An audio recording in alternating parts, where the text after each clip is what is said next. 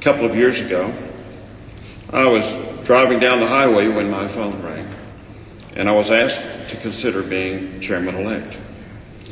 I can remember exactly what I thought. I thought, our bank's in great shape. The banking industry is strong. The Texas economy is in great condition. And most importantly, I'm going to follow Vic Pearson. This is going to be easy. And I said, sure, why not? It's good timing, it's a great opportunity, and it's an honor. And what could possibly go wrong? Well, I don't have to tell you what we've all experienced, and I have no regrets. It's an honor to address you today, and the reason is very simple. I am proud to be a banker. I am proud to be a banker. Our bank, First Community, had a year of profit and growth in 2008, and like many of you here today, we're proof that there is good news about our industry. Even though banking has been mangled in the media, bashed by politicians, and lambasted on late-night TV, I'm proud to be a banker.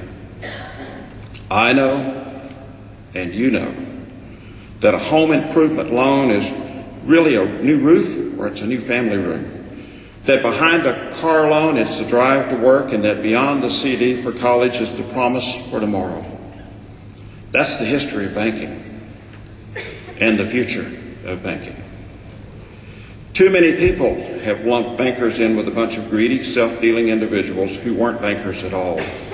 Real bankers are being collectively skewered right along with the giant, non-regulated financial institutions. And the truth is, we shouldn't be the scapegoat. The truth is, we're part of the solution. We are the solution. Banking is really about people.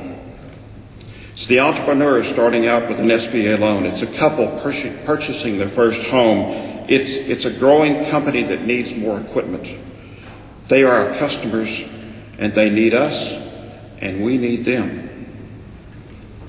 The very fabric of our nation depends upon the strength of community banks, and we are strong, we're smart, and we're secure, and that makes me proud to be a banker.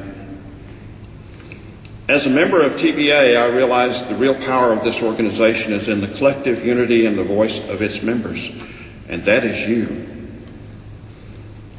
And never before has that unity and voice been more important. A couple of years ago, who would have ever predicted anything like we've seen in the past 12 months? Make no mistake about it. We've had a wake-up call. It is the perfect storm. It's a combination of rampant loan growth in an unregulated mortgage industry. It's lax regulation and consumer speculation in home ownership. And it's caused banking to become a four-letter word. We're getting hammered by the press and the politicians, and it's not over. The banking industry will be challenged and reshaped over the next few years, and we must not only participate in the discussion that shapes it, we must lead that discussion.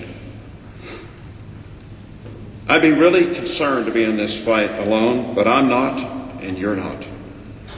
And I'm particularly glad to be part of the Texas Bankers Association. Will the TBA staff please stand up and be recognized once again? I would like for you to give them a big round of applause. Staff, y'all stand up.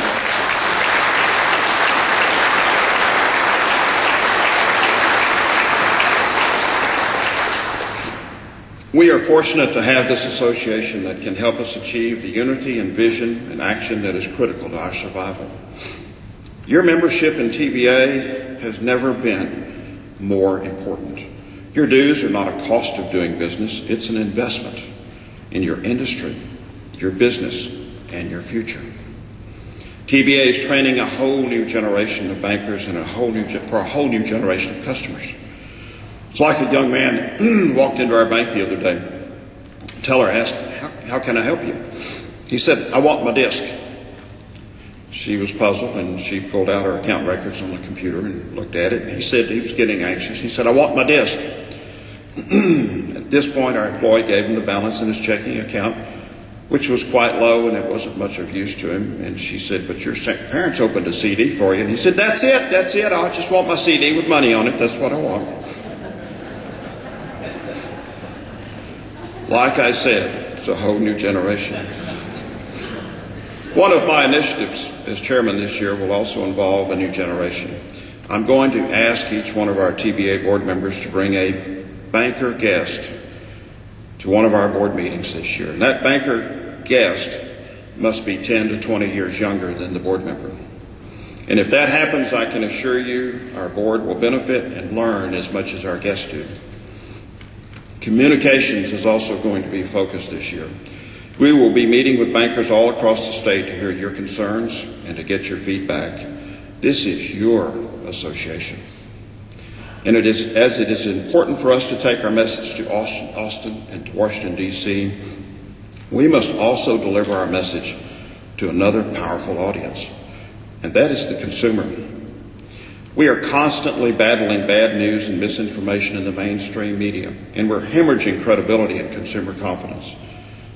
And I'm tired of it, because I'm proud to be a banker. I'm proud to be one of you because bankers are community leaders. We sit on advisory boards, corporate boards, hospital boards, nonprofit boards.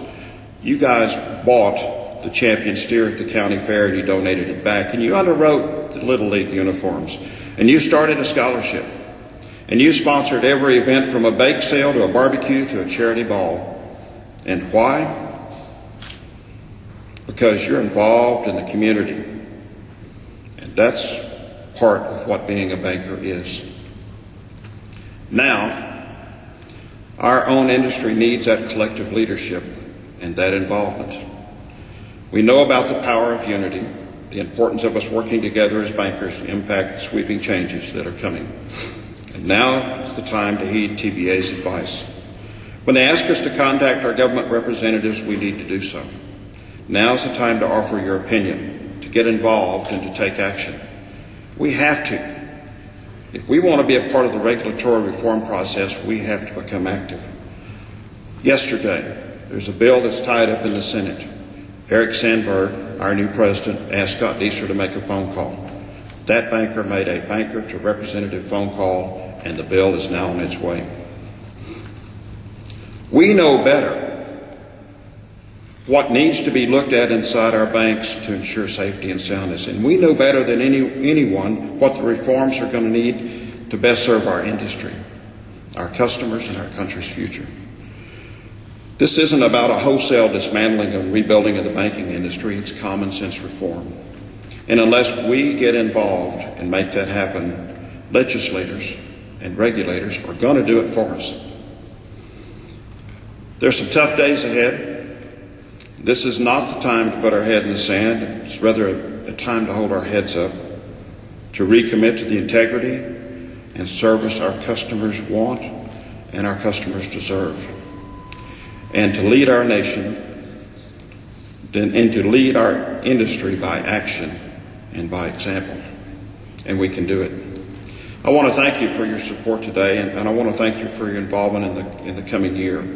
And I hope you'll join me in bringing back the spirit of Texas banking as a powerful force shaping the future of our industry. It's time. 125 years ago, a group of bankers had a vision, and that vision has served our industry well. We didn't get here without a lot of hard work, and we still have a lot of hard work to do. I'd like to ask our 2009-2010 Board of Directors to please stand. Would you please stand? And let's give them a round of applause, would you? And remain standing. Would y'all stand again? Are you guys proud to be bankers? Say it with me. I'm proud to be a banker. I'd like to also recognize our past chairman of TBA who helped guide and shape this association over the years. And will the past chairs please rise? Would you please give them a round of applause?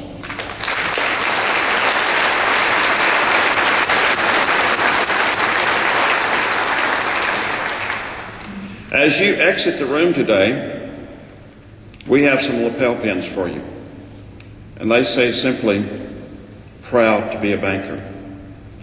I'm going to ask that if you're proud to be a banker, to take one of these pins and wear it. I'm going to. I'm proud to be a banker.